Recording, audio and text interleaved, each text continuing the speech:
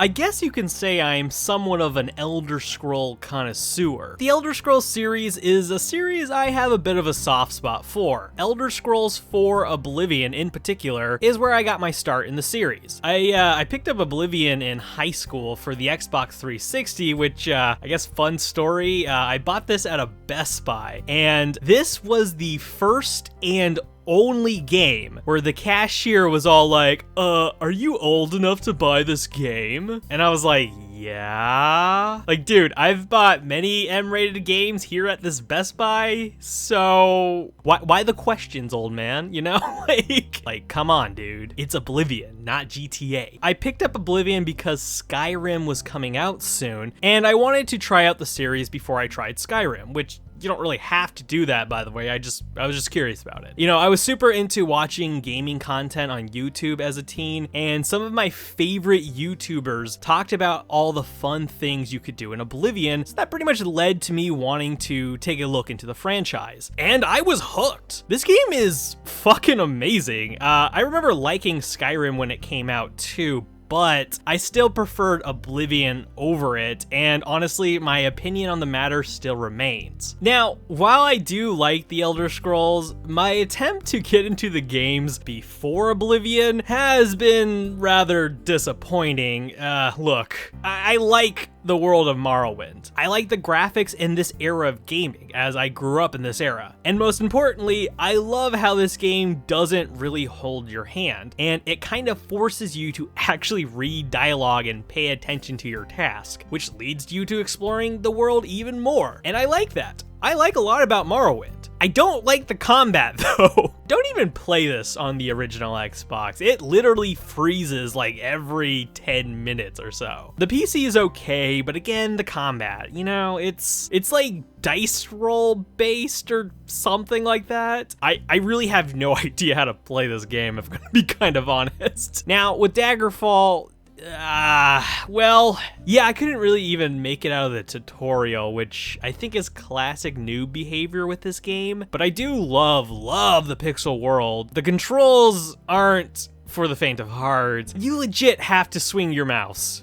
to swing your weapon. It's like, yeah, and like Morrowind, it doesn't really feel like my attacks land as well. It's like, With all that in mind, today on Loot and Junk Media, we're going to be taking a look at the Oblivion Remaster that came out in this year of 2025. What's funny about today's episode, though, is the fact that I was actually planning on doing a video of Oblivion before they even announced the remaster. So when the remaster was announced, I thought it would be a perfect opportunity to finally talk about this game. So with that in mind, I'm basically just reviewing Oblivion as a whole, but I will note some differences that I caught between the remaster and the original. And with the title of this video being a question, I will be answering that question. But unfortunately, you'll have to wait until the end of the video to find out if the remaster is even worth buying. Actually, I'm just going to tell you the answer now because I hate that whole wait until the end bullshit, you know?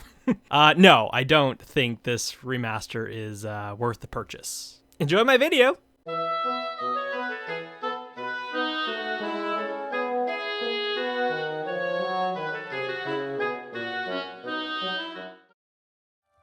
I was born 87 years ago. For 65 years, I've ruled as Tamriel's emperor. But for all these years, I've never been the ruler of my own dreams. I have seen the gates of Oblivion, beyond which no waking eye may see. Behold, in darkness, a doom sweeps the land.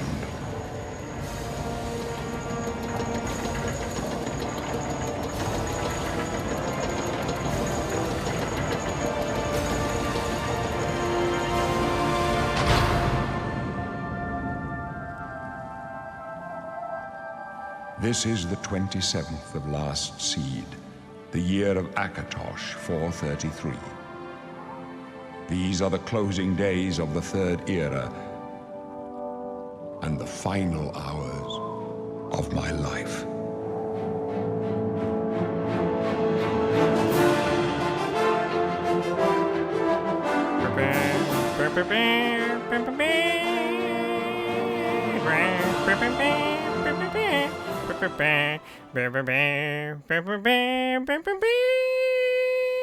Something like that. And yeah, for those who were wondering, yes, this is Patrick Stewart. And yeah, apparently Bethesda used to be able to afford him to voice a character in their game. This was back, of course, when they had that, you know, that big Dick Grayson money, you know what I mean? Oh, him and Sean Bean are in this game. But to be fair, I'm pretty sure all it takes to get Sean Bean to act in any project is probably just giving him a Coke and a cheeseburger, so I'm going to admit this up front. I've never actually beaten Oblivion, not even for this video. Yeah, I put in like maybe over 100 hours in the original, mostly on the 360. I think I have, what, already 60 hours in the remaster, but yeah, never actually beat this game. And that's only because there's just so much to do in this game. One moment I might be storming a cave full of vampires. The next, I'm providing intel to the neighborhood schizo. You know, there's just so much to do in this game that I've really never found the energy to finish it. And every time I replay, I always seem to want to start over. And that's due to the fact that each new playthrough, you can actually have a relatively new experience based off your build. Given this is a open world RPG, you start the game customizing your character. Not just your facial features, but you get to select your race, which does actually have some perks depending on who you choose. For example, I went with a Breton for this playthrough, and by choosing a Breton, that meant I would increase my spell casting abilities, especially as a healer or summoner, and become more resistant to some magics. Choosing a race can determine how you want to play. Playing as an orc might increase your strength, but lower your intelligence because, you know, orcs are big and strong, but dumb as the rocks they were born under, you know? The best strategy is to pick a race depending on how you want to play. Meaning, if you want to play as a mage in this game, then it might be best to choose a race that fits that class. Or of course, you don't have to. If you want to play as a high elf but be a part of the Thieves Guild, you can. But it might take a bit longer to level up your sneak and lockpicking abilities. What's cool about the remaster is that you can pretty much choose not just your race, but what origin you're from. For my character's origin, I chose that my Breton originated in Seastress, as opposed to being from High Rock. Yeah, I'm gonna butcher a lot of these names. Be prepared for that. I know people, they start to cringe when people butcher names. I don't know why. I never understood why, but people tend to cringe on that shit. So prepare to cringe, children. I'm not sure if there's actually any perks by choosing your origins, but yeah, I like boats and ports. So being from the Seastress Islands or port or whatever it was called, it fits. I didn't know this until making this video, but in the original, these used to be linked to male or female options, meaning if you chose a male Breton, you would be from Seastress, but if you chose a female Breton, you would be from High Rock. Now in the remaster, regardless of what gender you choose, you can choose between the two origins yourself, which I really like because it allows for more immersive choices. I like how in the remaster version, instead of just choosing a list of race, you actually get a portrait of each race, which I love because I love this art style for the characters. Oblivion in general has always had great art direction. Like, I love how the menu designs in this game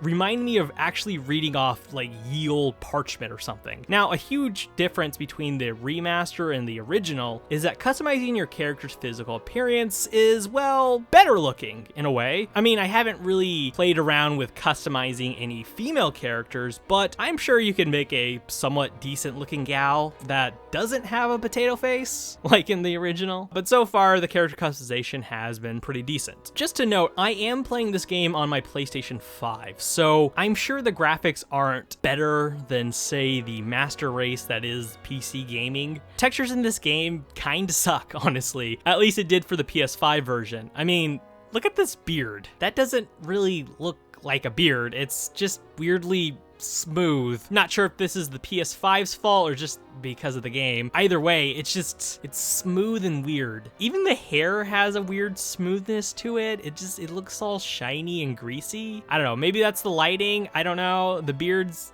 they just look like shit in this game. I know people are probably expecting me to do the sort of normal YouTuber thing. You know, you make sort of like a wacky, deformed looking character, but unfortunately, I didn't do that. If you're new to this channel, I want you to know that we don't like to have fun here, so... Plus, you know, I'm a hipster, guys, so I gotta do the opposite of what's hip, you know, because I'm unique. Anyway, once all is looking good with the character customization, you do start the game in prison. Your crime, you ask? You're just kind of here. Anyway, so this dark elf over here starts acting like a bigot and hurling some offensive, racially motivated slurs at you.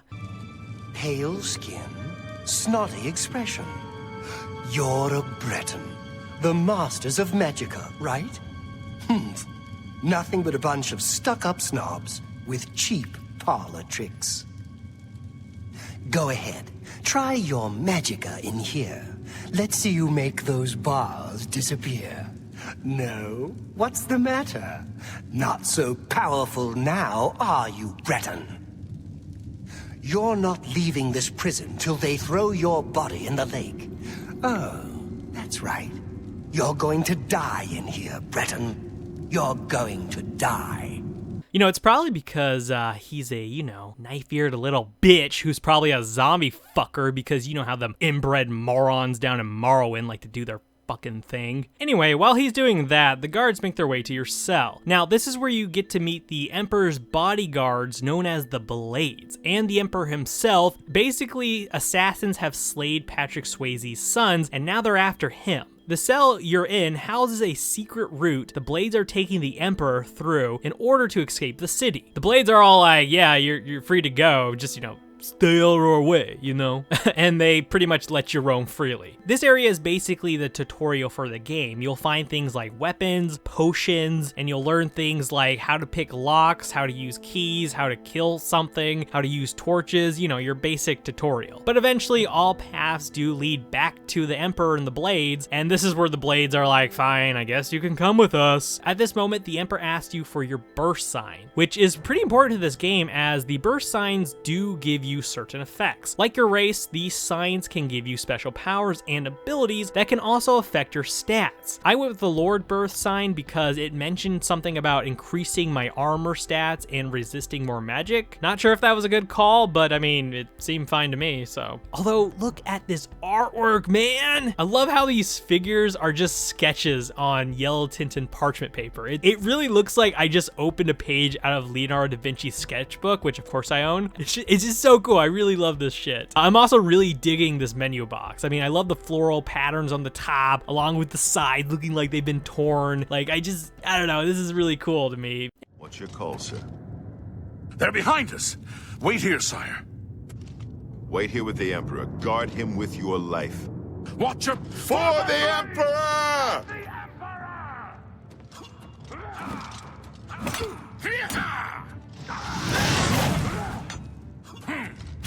I can go no further. You alone must stand against the Prince of Destruction and his mortal servants. He must not have the Amulet of Kings. Take the amulet, give it to Joffrey. He alone knows where to find my last son. Find him and close shut the jaws of Oblivion.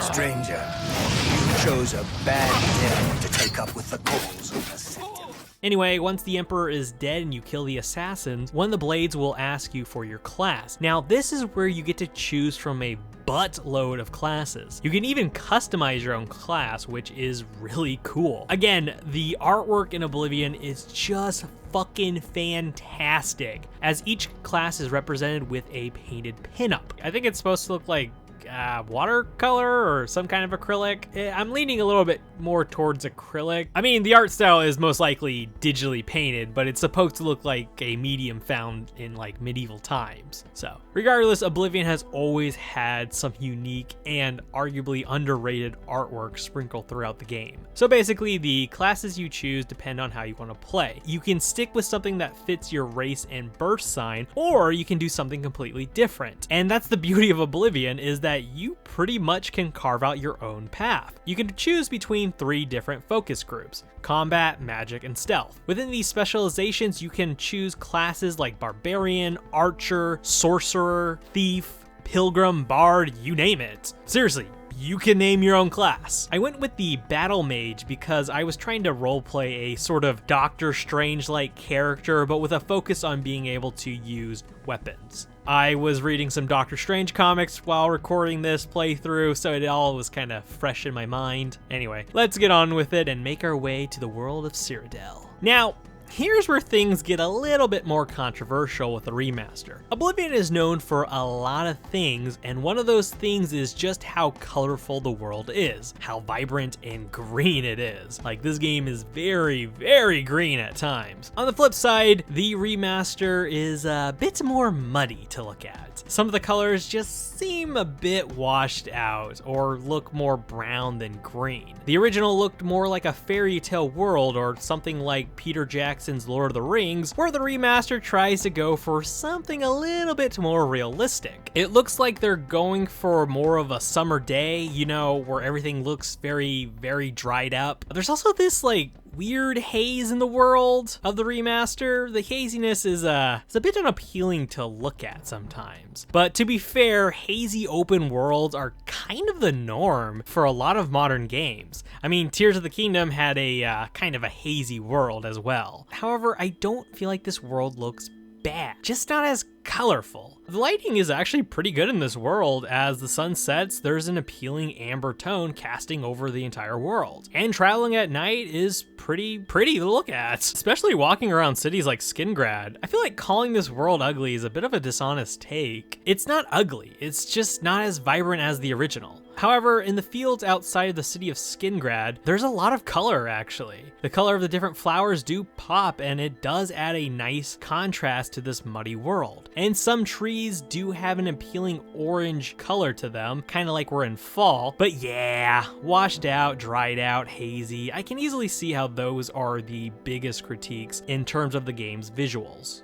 Now, when it comes to open world RPGs, I love exploring towns and cities. I just love going on a long journey only to discover a thriving and bustling city. My biggest critique with Oblivion is that they allow you to fast travel to major cities in the game even if you haven't discovered them. I feel like that kind of takes the excitement out of exploring. Like, I like accidentally discovering cities or hearing about a city and then having it marked on my map. I'm not really a big fan of everything being accessible right away. Exploring should be rewarding, and finding cities to me is usually the reward. Each city you visit has a uniqueness to it. They never really look the same. I mean, they have similar architecture in some places, but the layouts are usually different for each city, and each city has sort of its own culture to them. Like Bruma, it's near the snowy mountains that are on the border of Skyrim, and the city actually reflects that Skyrim culture. Some of the residents of Bruma are Nords, which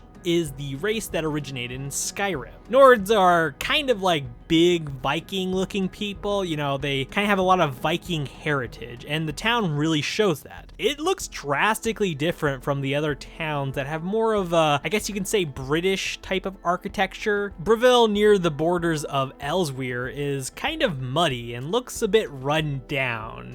The people there are also kind of sketchy, which, not to sound prejudiced or anything, but there are a lot of Aragonians walking around, so I'm just gonna keep my hand on my coin purse. Thank you very much. On the flip side, a place like Anvil, which is a port city that is located right on the Gold Coast, bordering the Abyssine Sea, is more open and brighter, and it just kind of looks safer in all ways. I actually really love Anvil, but I'm a bit biased with cities that have a harbor docked on the sea, so. Inside the walls of Anvil, the city is well spaced out, and the buildings are all made of like stone, and even the roads are just paved with stone. Very stoned city. Anvil also has a naked mermaid statue. Well, her hair is covering all the good parts, but she's technically nude under there. What's interesting about the mermaid statue is that in the remaster, they did actually slightly change her pose. She's a bit more reserved, rather than doing that sort of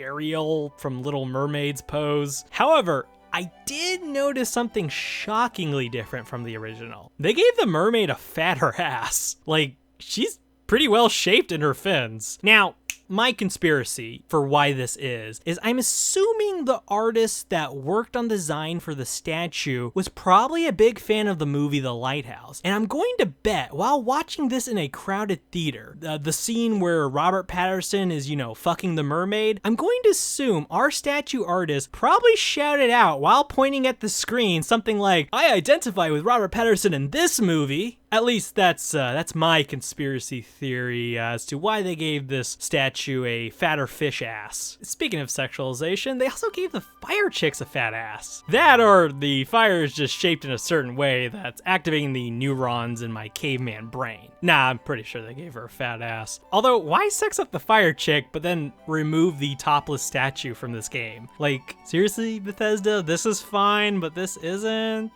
Let me guess, someone on the team also has a fire fetish. Yeah, I'm just gonna assume that, which, Johnny, my boy, you probably should stay away from Bethesda.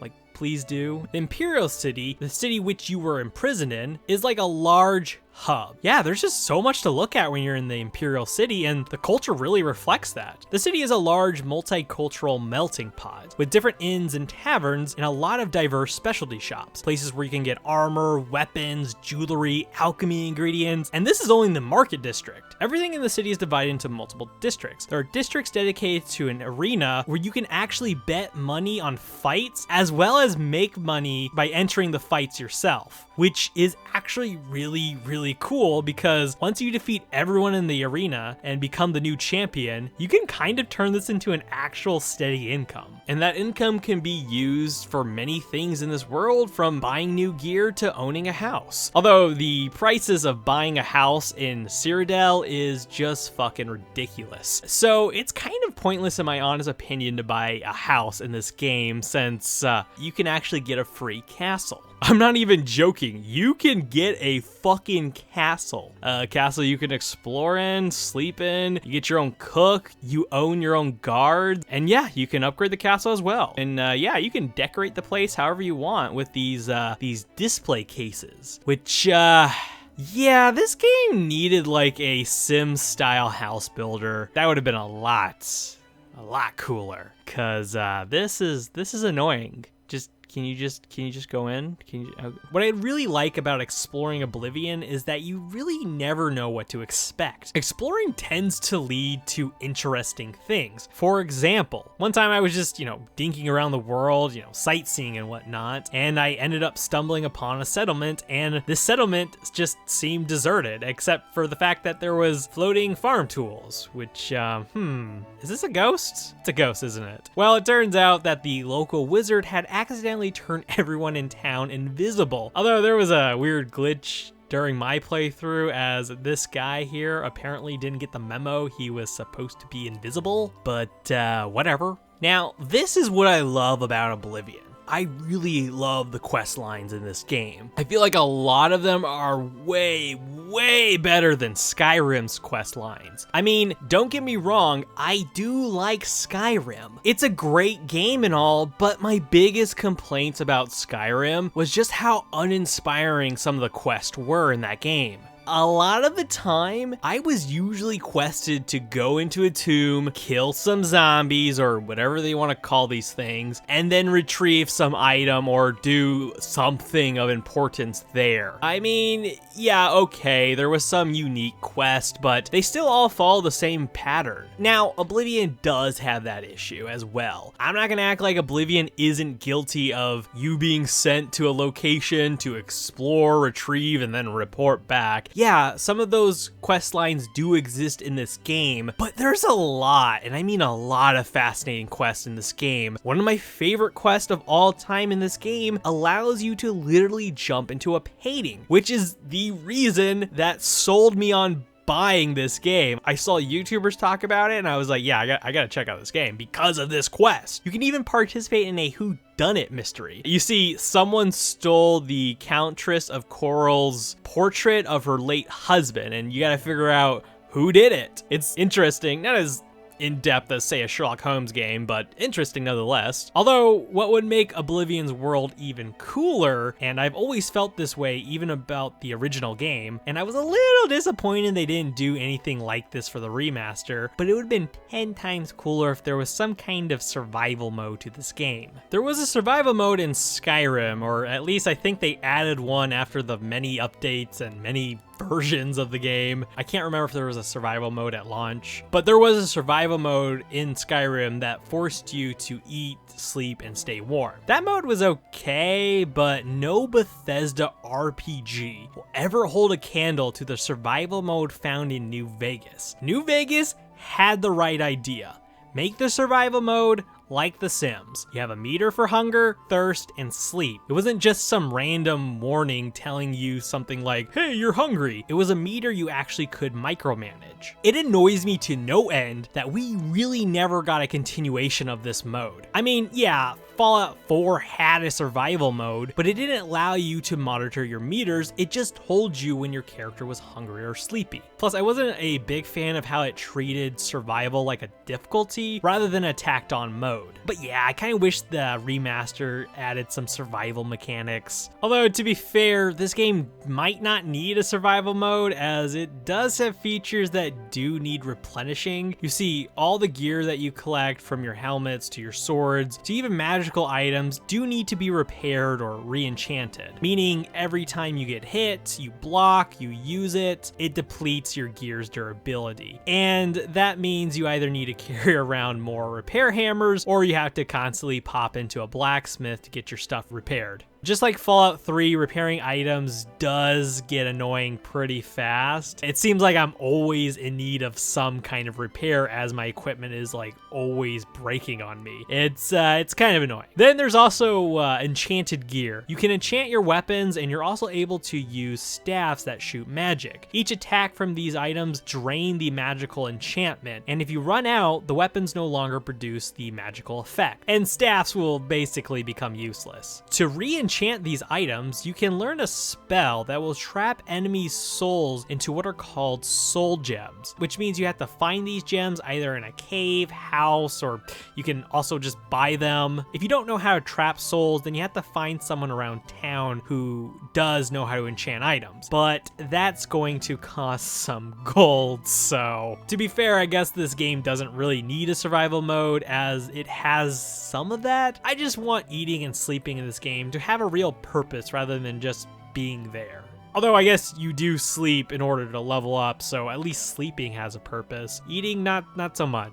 I don't know what's the point of eating anything in this game, just because you can, I guess. All in all though, I'm sure Bethesda is just gonna roll out some sort of bullshit creator workshop for mods or something, you know, basically charge you for mods or something like that, like they did in Skyrim, rather than, of course, having these features be implemented in a game. I really hate this mod workshop shit. This is stupid. You want to know what else I hate? Games that stutter. Look, I get the jokes with Bethesda. You know, they're always janky at launch, they always have bugs and quirks, but like, I mean, come on now. You'd think a company who's been around for this long would have learned from their mistakes by now, rather than keep repeating them. I mean, you would think, of course. This game was stuttery as fuck at launch. As of July 17th, 2025, while I'm working on this script, the game has been updated, which at first I thought they fixed the stuttering issue altogether, and it did seem like they did. But after playing a bit longer, I started to notice the game still has these micro jitters. Not as bad as when it was at launch. Something seems like it did get fixed. But yeah, the textures still load aggressively or just pop for no reason, and frame rates do drop. But the game feels a little bit more stable than the last time I recorded. The stutters in Oblivion for the PlayStation 5 was manageable, but it did hinder me wanting to continue playing. I think if it wasn't for making this video, I probably wouldn't have even continued. Something is just kind of weird about the engine for the remaster. I heard it's a result of them using Unreal Engine 5. I'm no developer, so that technical jargon doesn't really compute with my head, but the general consensus seemed to point towards Unreal Engine 5 being the culprit behind some of these stuttering issues. Apparently, people have some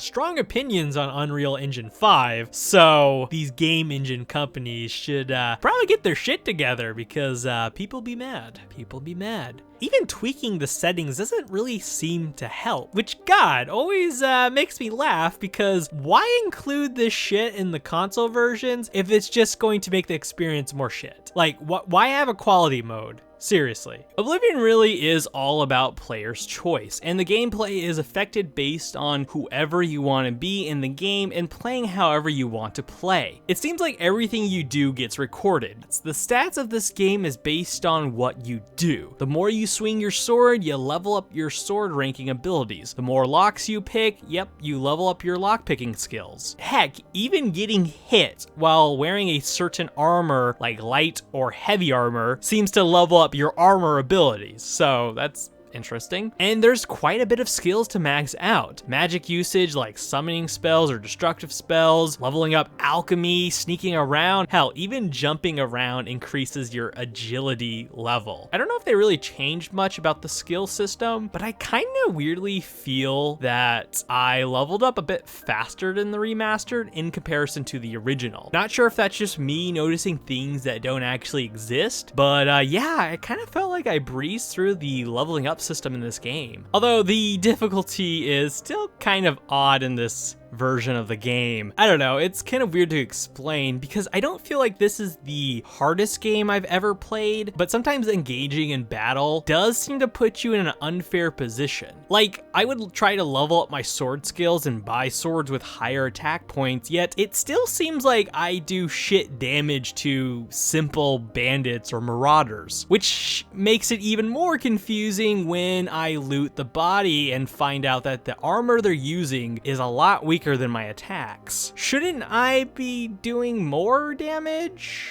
I mean, at least the combat feels more responsive than Morrowind. Difficulty in this game is kind of weird. The difficulty increases the stronger you get, which is kind of a weird idea. I kind of want my guy to be a complete assassin the more I level up. I do feel like attacks can depend on your class and race. Given I'm a Breton who specializes in magic, I do notice my magic attacks are quite powerful. Although, what was the point of choosing Battle Mage if my weapon attacks do jack shit? Maybe I should have specialized in axe combat? I don't know. Although that doesn't really work either. Yeah, difficulty can feel a little off balance at times, and it kind of makes quest lines feel kind of concerning to get through if you're just facing nothing but hard enemies. As well as exploring Oblivion gates. The difficulty can make exploring gates somewhat time consuming, which is funny because Oblivion gates are already tedious to get through as is. I know I said I didn't finish the game, but I still want to give a little bit of a rundown why the game is called Oblivion in the first place. With Emperor being murdered by a mysterious enemy, you're tasked to take the Amulet of Kings to a man named Joffrey, who is a retired blade. He then tasked you to find the long lost son of the Emperor because, you know, Swayze likes to steward himself and the ladies,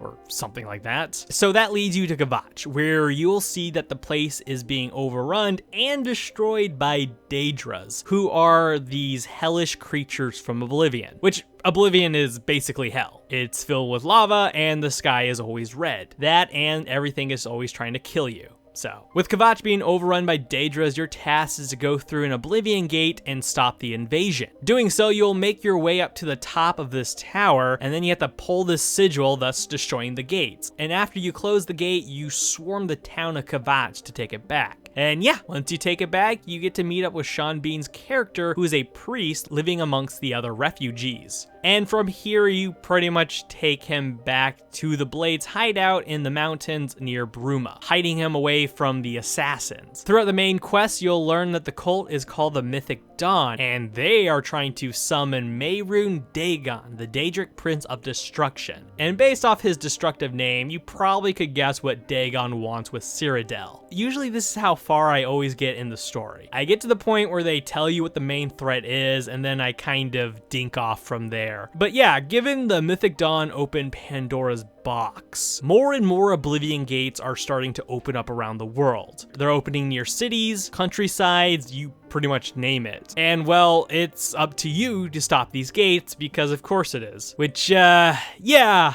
these gates are boring.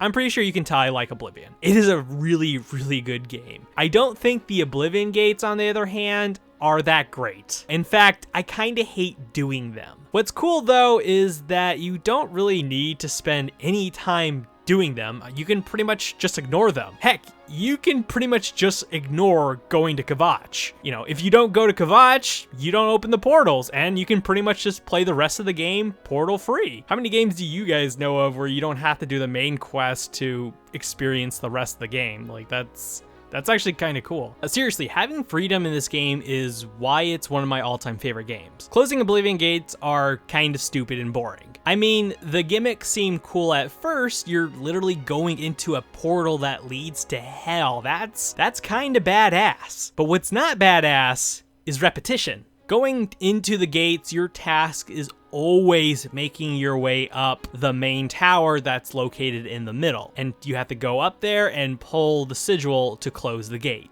Simple enough, but holy fuck. Making your way up the main tower is such a chore, and even getting to the main tower is a chore. Some portals would have you go into other towers to open gates that will lead you back up to the main tower. Some portals have you go into other towers to release bridges that will lead to the main tower.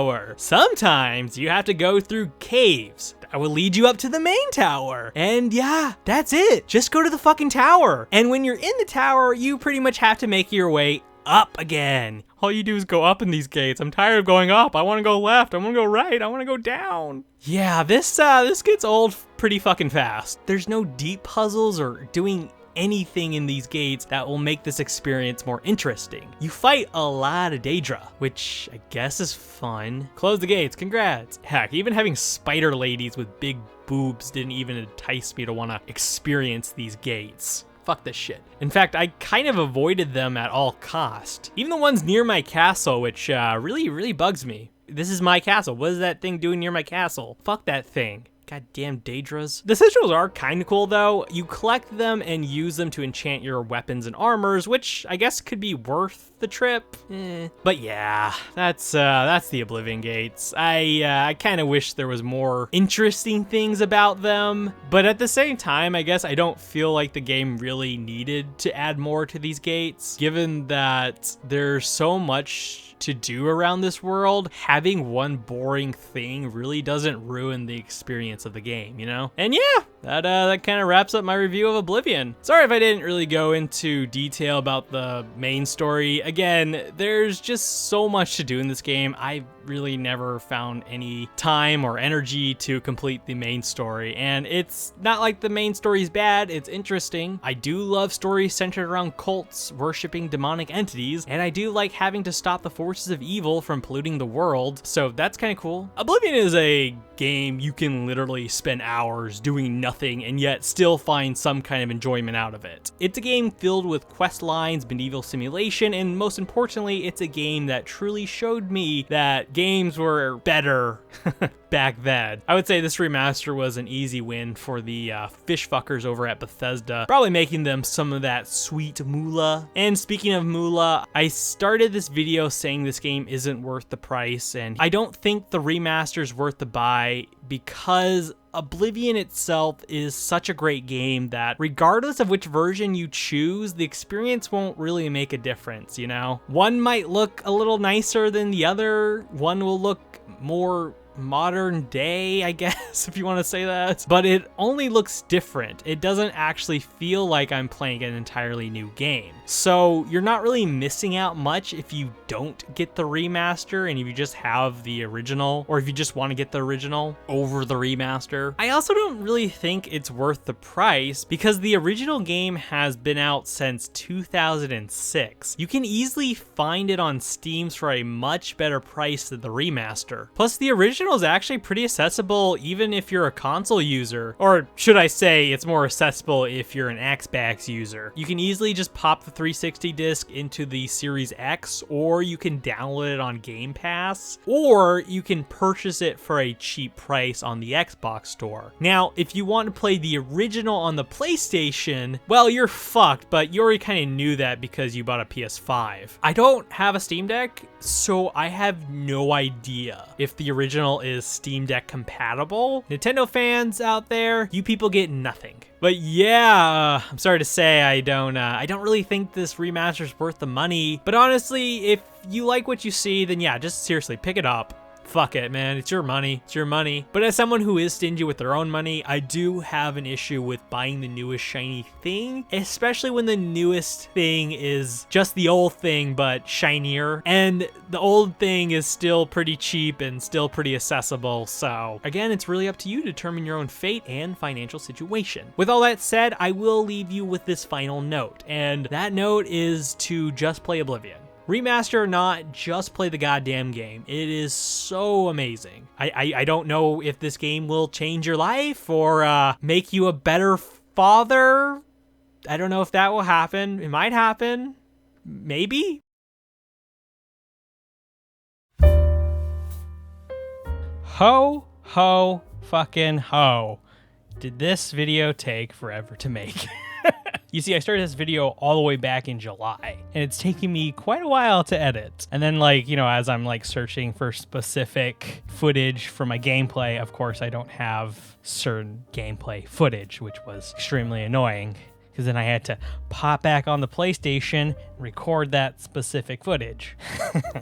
You can't get this video took forever. I guess that's not your guys' problems, but you will hear about it during these art rambles. Before I start the art ramble, I want to say thank you very, very much for watching my video. I'm hoping to get this video out in December, so I hope you're having a Merry Christmas or you're in a sort of Christmassy spirit. That would be cool. Okay, so let's kick off the art ramble. Clearly, we see what we see, right? I'm sure you guys can guess what the vision was for this piece of fiery imagery. The guy's all like, for the Emperor! He's going full on Master Roshi, as you can see. Pants dropped and everything, nose bloodied. Even the dragon has some bloody nose. Yeah, look at that. This was based off Bethesda's decision to make the fiery chicks a little thicker, a bit more sexualized than their original design, if you look at the original in comparison to this one. Which, I mean, back to my sort of censorship rant. Yeah, they censored some stuff in this remaster. But yeah, they did do that, but they made the fire chicks hotter. No pun intended. You guys can see the vision, right? I don't have to explain too much of what we're looking at. Fire chick, fat ass. This guy is willing to burn himself. Oh, to be fair, though, he did take what it looks like a fire resistant potion, so he should be good. He should be good.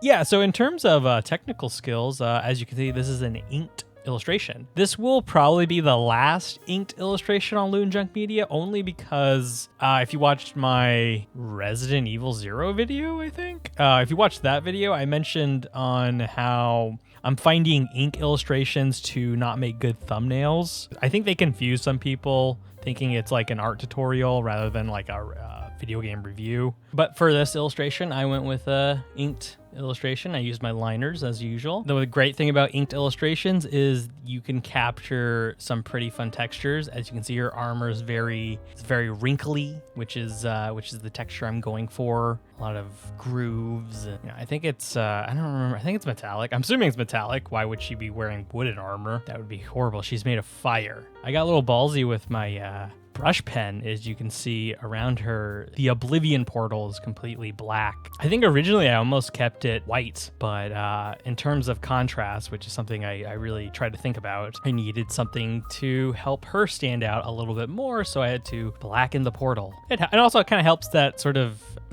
of malicious look that the portals kind of give off. You know, they're very scary looking. Yeah, I made sweet rolls for this photo shoot. I've made sweet rolls in the past. I got the recipe from the Elder Scrolls cookbook. These sweet rolls, by the way, are pretty good. They're not as sweet as you would think. They're actually more of like a honey milk bread, but they're pretty good.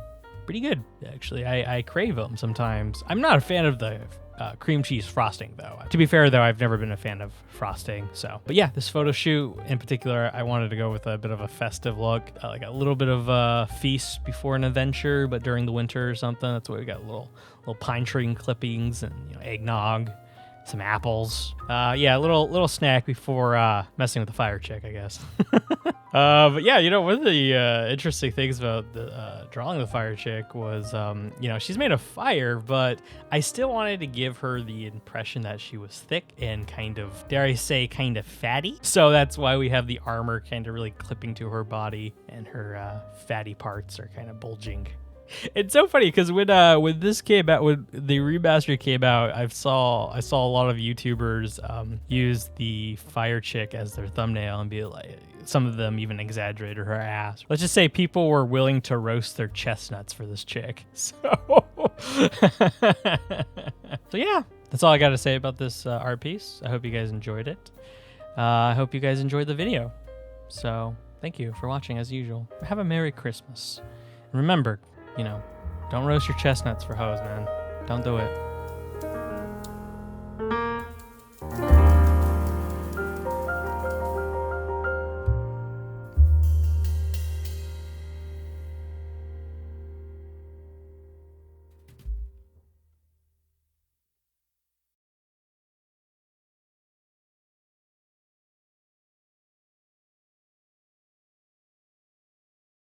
Sorry, I reserved my beds for seamen.